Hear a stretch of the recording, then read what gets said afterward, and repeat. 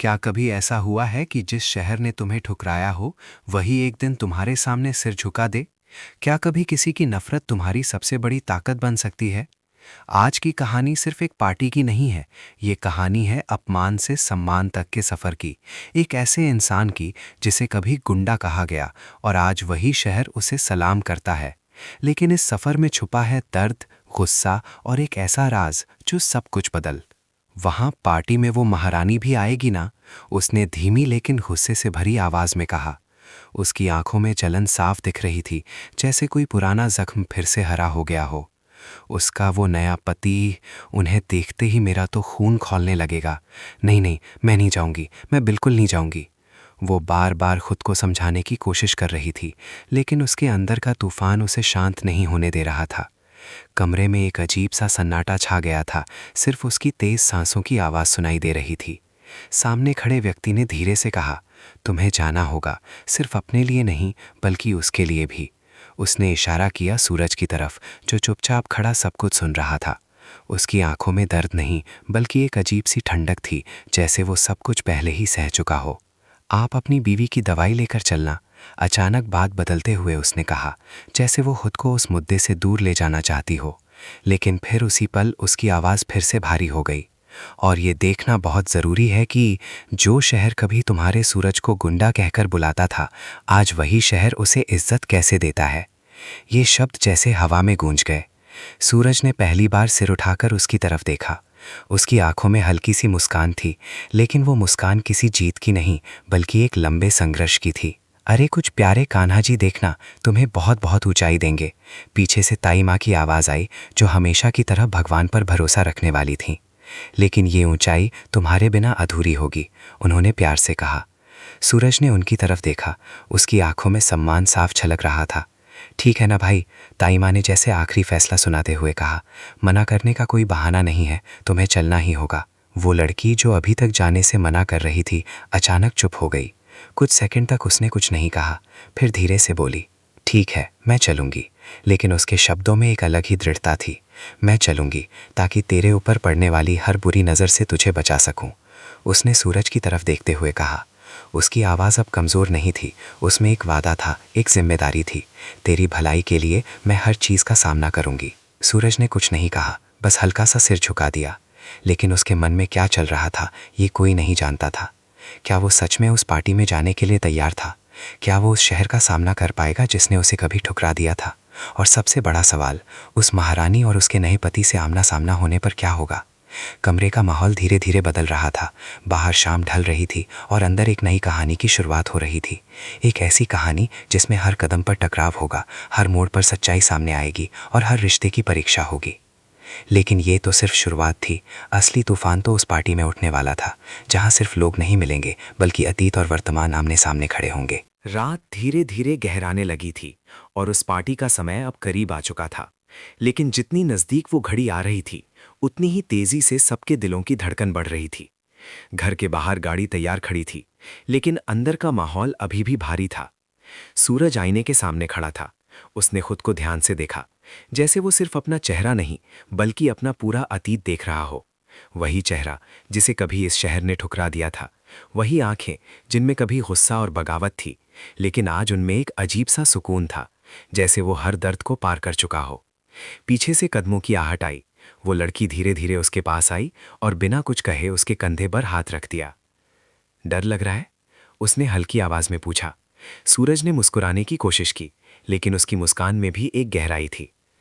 डर नहीं, बस यादें हैं जो आज फिर सामने आने वाली हैं। उसकी आवाज में ना कोई शिकायत थी, ना गुस्सा, बस एक सच्चाई थी जिसे वो छुपाना नहीं चाहता था। ताइमा बाहर से आवाज लगाती हैं, अरे जल्दी करो तुम दोनों, देर हो रही है, वहां सब इंतजार कर रहे होंगे। उनकी आवाज में उत्साह था, लेकिन अंदर एक हल्की सी चिंता भी छुपी हुई थी, क्योंकि वो जानती थी ये सिर्फ एक पार्टी नहीं है, ये एक परीक्षा है, जहां हर नज़र सूरज पर होगी, हर कोई उसे परखेगा और शायद कुछ लोग उसे फिर से गिराने की कोशिश भी करेंगे। गाड़ी में बैठते ही माहौल और भी शांत हो गया। रास्ते में कोई कुछ नहीं बोल रहा था, सिर्फ गाड़ी के इंजन की आवाज़ और बाहर की लाइट्स जो एक एक करके पीछे छूटती जा रही थी। वो लड़की खिड़की से बाहर देख रही थी, लेकिन उसका ध्यान कहीं और था। उसके दिमाग में बार बार वही चेहरा आ रहा था, महारानी, और उसके साथ खड़ा उसका नया पति। अगर उसने कुछ गलत कहा तो? अचानक उसने चुप्पी तोड़ते हुए पूछा। सूरज ने उसकी तरफ देखा, फिर बहुत शांत स्वर में बोला, तो कुछ नहीं होगा, क्योंकि अब मैं वही सूरज नहीं हूं। उसकी ये शब्द सुनकर वो थोड़ा हैरान हुई, क्योंकि ये वही सूरज था जो पहले छोटी छोटी बातों पर आग बन जाता था, लेकिन आज वो खुद को इतना कंट्रोल कैसे कर पा रहा था। जैसे ही गाड़ी पार्टी के बाहर रुकी, वहां का नज़ारा देखकर सब कुछ एक पल के लिए थम गया। बड़ी बड़ी लाइट्स, महंगे कपड़ों में लोग, हंसी ठहाके, सब कुछ बहुत चमकदार था, लेकिन इस चमक के पीछे छुपी सच्चाई कोई नहीं देख पा रहा था। गेट के पास खड़े लोग जैसे ही सूरज को देखते हैं, उनकी बातें धीरे धीरे बदलने लगती हैं। अरे, ये वही है ना? हाँ, वही जिसे पहले अब तो बहुत बड़ा आदमी बन गया है। उनकी फुसफुसाहटें साफ सुनाई दे रही थीं, लेकिन सूरज ने कोई प्रतिक्रिया नहीं दी। उसने बस एक गहरी सांस ली और अंदर की तरफ बढ़ गया। उसके हर कदम में अब एक आत्मविश्वास था, जैसे वो खुद को साबित करने नहीं, बल्कि सिर्फ अपनी मौजूदगी दिखाने आया हो। अंदर जाते ही माहौल अचानक बदल गया, जैसे किसी ने कमरे की हवा को रोक दिया हो। सबकी नज़रें एक साथ उसकी तरफ उठ गईं। कुछ में हैरानी थी, कुछ में जलन, और कुछ में अब भी वही पुरानी नफरत। लेकिन तभी भीड़ के बीच से एक जानी पहचानी हंसी सुनाई दी। वो थी महारानी। वही अंदाज, वही घमंड, और उसके साथ खड़ा था उसका नया पति, जिसकी आंखों में अजीब सा अहंकार था। उसने सूरज को ऊपर से नीचे तक देखा और हल्की सी मुस्कान के साथ बोला, तो तुम ही हो वो जिसके बारे में इतना सुना है? पूरा हॉल जैसे उसे एक पल में सिमट गया। सबकी सांसें थम गईं। क्या सूरज जवाब देगा? क्या वो अपने पुराने गुस्से में आ जाएगा, या फिर आज कुछ ऐसा होने वाला है जो इस कहानी को पूरी तरह बदल देगा? पूरा हॉल उस एक पल में जैसे जम गया था। हर कोई बस सूरज और उस आदमी के बीच होने वाली अगली बात का इंतजार कर रहा था। तो तुम ही हो वो जिसके बारे में इतना सुना है? उस आदमी की आवाज में घमंड साफ छलक रहा था, जैसे वो पहले से ही खुद को जीतता हुआ मान रहा हो। लेकिन सूरज वो बिल्कुल शांत खड़ा था। उसने ना गुस्सा दिखाया, ना कोई जल्दबाजी। बस एक गहरी नजर उस आदमी पर डाली और हल्की सी मुस्कान के साथ बोला, सुना तो बहुत लोगों ने है, पर सच बहुत कम लोग जानते हैं। उसके ये शब्द सीधे जाकर उस आदमी के अहंकार पर लगे। आसपास खड़े लोग एक दूसरे का चेहरा देखने लगे, जैसे उन्हें अंदाजा हो गया हो कि मामला अब सिर्फ बातचीत तक नहीं रहने वाला। तभी महारानी आगे बढ़ी। उसकी चाल में वही पुराना रौब था, लेकिन आंखों में हल्की सी बेचैनी भी छुपी हुई थी। सूरज, तुम बदल गए हो, उसने मुस्कुराते हुए कहा, लेकिन उसकी मुस्कान में सच्चाई नहीं थी। सूरज ने उसकी तरफ देखा। कुछ पल के लिए जैसे समय रुक गया हो। यही वो चेहरा था जिसने कभी उसे सबसे ज्यादा चोट पहुंचाई थी। यही वो इंसान थी जिसकी वजह से पूरे शहर ने उसे गलत समझा था। लेकिन आज उसकी आंखों में ना गुस्सा था, ना बदला, सिर्फ एक ठंडी सी सच्चाई थी। नहीं, मैं नहीं बदला, बस अब मैं वो नहीं हूं जो तुम समझती थी। उसकी आवाज धीमी थी, लेकिन हर शब्द जैसे तीर की तरह लग रहा था। भीड़ अब और भी करीब आ गई थी। हर कोई इस बातचीत को सुनना चाहता था। तभी वो लड़की जो सूरज के साथ आई थी, धीरे से उसके पास खड़ी हो गई। उसकी आंखें हर पल महारानी और उसके पति पर टिकी हुई थीं, जैसे वो किसी भी खतरे के लिए तैयार हों। तुम्हें यहाँ देखकर अच्छा लगा, महारानी ने फिर से कहा, लेकिन इस बार उसके शब्दों में हल्की सी घबराहट थी, क्योंकि वो समझ चुकी थी ये वही पुराना सूरज नहीं है जिसे वो अपने शब्दों से तोड़ सकती थी। तभी अचानक उस आदमी ने हंसते हुए कहा, अच्छा लगा? मुझे तो हैरानी हो रही है कि जिस इंसान को इस शहर ने कभी अपनाया ही नहीं, वो आज यहाँ खड़ा है। उसके शब्दों में ताना था, और इस बार उसने सीधे सूरज के अतीत को छेड़ दिया था। ये सुनते ही माहौल फिर से गर्म हो गया। कुछ लोग सिर हिलाने लगे, जैसे वो अब भी उसी पुरानी कहानी पर विश्वास करते हों। लेकिन सूरज ने इस बार एक कदम आगे बढ़ाया, और उसकी आंखों में पहली बार हल्की सी आग दिखाई दी। हाँ, इस शहर ने मुझे कभी अपनाया नहीं, उसने धीरे धीरे बोलना शुरू किया, लेकिन शायद इस शहर को कभी सच्चाई पता ही नहीं चली। उसके ये शब्द सुनकर सब चौंक गए। महारानी का चेहरा एक पल के लिए उतर गया, जैसे उसे डर हो कि कहीं सूरज कुछ ऐसा न कह दे जो उसने सालों से छुपा रखा था। सच्चाई? उस आदमी ने हंसते हुए कहा, अब तुम हमें सच्चाई सिखाओगे? सूरज ने उसकी तरफ देखा, और इस बार उसकी मुस्कान में एक अलग ही आत्मविश्वास था। नहीं, सिखाऊंगा नहीं, बस याद दिलाऊंगा। ये कहते ही उसने अपनी जेब से कुछ निकाला, एक छोटा सा पुराना कागज, जो शायद किसी को समझ नहीं आ रहा था, लेकिन महारानी के चेहरे का रंग एकदम उड़ गया। उसके हाथ हल्के हल्के कांपने लगे। ये क्या है? उस आदमी ने थोड़ा गुस्से में पूछा। सूरज ने धीरे से जवाब दिया, ये वो सच है जो अगर उस दिन सामने आ जाता तो शायद आज कहानी कुछ और होती। पूरा हॉल अब खामोश था, एक ऐसा सन्नाटा जिसमें सिर्फ दिलों की धड़कन सुनाई दे रही थी। सबकी नजरें उस कागज पर थीं, और उससे भी ज्यादा महारानी के चेहरे पर। क्या था उस कागज में? क्यों अचानक महारानी इतनी डर गई? और अगर वो सच सामने आ गया तो क्या इस शहर की सोच हमेशा के लिए बदल जाएगी? अब खेल पलटने वाला था, और इस बार चाल सूरज के हाथ में थी। पूरा हॉल अब सांस रोककर खड़ा था, जैसे हर किसी को महसूस हो रहा था कि अगले कुछ पल सब कुछ बदल देने वाले हैं। सूरज के हाथ में पकड़ा वो पुराना कागज अब सिर्फ एक कागज नहीं था, वो सच था, वो सबूत था, और शायद किसी की सच्चाई का अंत भी। खोलो इसे, उस आदमी ने थोड़े गुस्से और बेचैनी में कहा, लेकिन उसकी आवाज में अब पहले जैसा आत्मविश्वास नहीं था। सूरज ने उसकी तरफ देखा, फिर धीरे से अपनी नजरें महारानी पर टिकाईं। उसकी आंखों में अब डर साफ दिख रहा था, वो डर जो किसी राज के खुलने से पहले आता है। तुम चाहती हो कि मैं इसे सबके सामने पढ़ूं? सूरज ने शांत लेकिन गहरी आवाज में पूछा। महारानी ने कुछ कहने की कोशिश की, लेकिन शब्द उसके गले में ही अटक गए। भीड़ में खुसफुसाहट शुरू हो गई।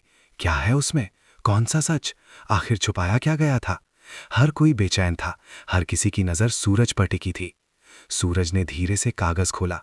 उसके हाथ बिल्कुल स्थिर थे, जैसे उसे इस पल का लंबे समय से इंतजार था। ये उस दिन की रिपोर्ट है, उसने बोलना शुरू किया, जिस दिन मुझे इस शहर ने गुंडा कहा था। इतना सुनते ही हॉल में हलचल मच गई। कुछ लोग हैरान थे, कुछ उत्सुक, और कुछ ऐसे भी थे जिनके चेहरे पर पहले से ही पछतावे की झलक थी। उस दिन जो हुआ था वो सिर्फ एक झगड़ा नहीं था। सूरज की आवाज अब और गहरी हो गई थी। वो एक साजिश थी। बस करो सूरज, अचानक महारानी चिल्लाई। उसकी आवाज में डर साफ झलक रहा था। पुरानी बातें उखाड़ने से क्या मिलेगा? सूरज ने उसकी तरफ देखा, और इस बार उसकी आंखों में दर्द भी था और सख्ती भी। पुरानी बातें नहीं, सच्चाई सामने आएगी आज। उसने कागज को थोड़ा ऊपर उठाया और पढ़ना शुरू किया। रिपोर्ट के अनुसार उस दिन झगड़ा शुरू करने वाला कोई और नहीं, बल्कि वो अचानक रुक गया, जैसे वो चाहता हो कि हर शब्द का असर और गहरा हो। बल्कि भीड़ में से आवाज आई। सूरज ने सीधे महारानी की तरफ देखा। बल्कि तुम्हारा ये नया पति था। जैसे ही ये शब्द उसके मुंह से निकले, पूरा हॉल एकदम सन्नाटे में डूब गया। किसी को यकीन ही नहीं हो रहा था। सबकी नजरें अब उस आदमी पर थीं, जो कुछ देर पहले तक घमंड से खड़ा था, लेकिन अब उसका चेहरा उतर चुका था। ये झूठ है, उसने तुरंत चिल्लाकर कहा। तुम मुझे फंसाने की कोशिश कर रहे हो। लेकिन सूरज ने बिना घबराए जवाब दिया। झूठ? तो फिर ये रिपोर्ट कैसे बनी, और इसमें तुम्हारा नाम कैसे आया? महारानी अब पूरी तरह टूट चुकी थी। उसकी आंखों से आंसू निकलने लगे थे। मैं नहीं चाहती थी कि ये सब हो, उसने कांपती आवाज में कहा।